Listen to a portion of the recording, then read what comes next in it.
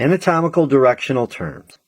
A directional language of anatomy exists in order to minimize confusion when discussing areas or specific points on the body.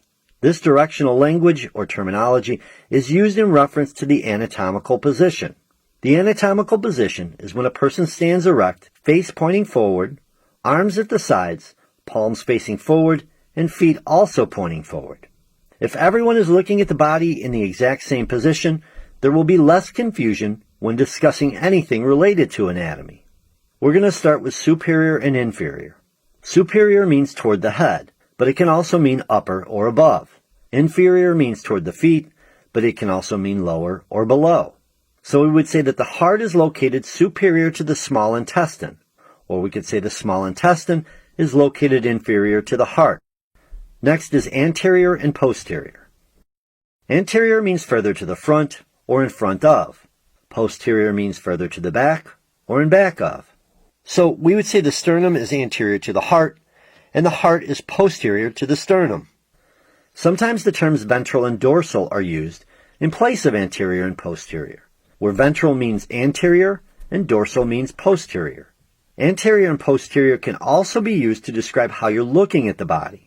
While the body will always be referenced from the anatomical position, it can be viewed from an anterior view, meaning looking at the body from the front, and it can also be viewed from the posterior view, meaning looking at it from the back.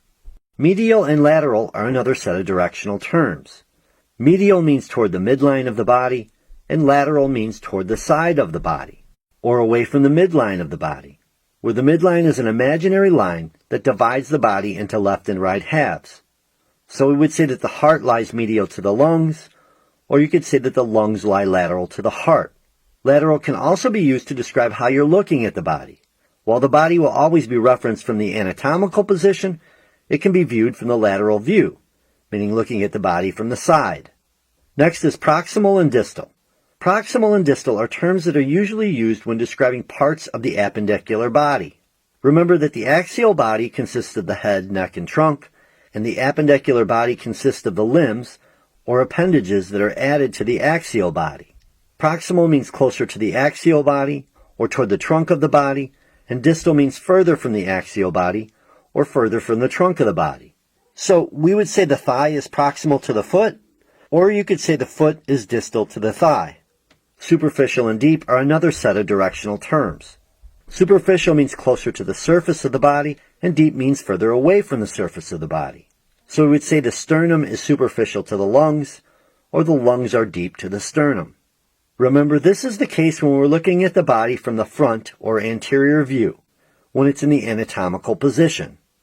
And that be the anatomical directional terms.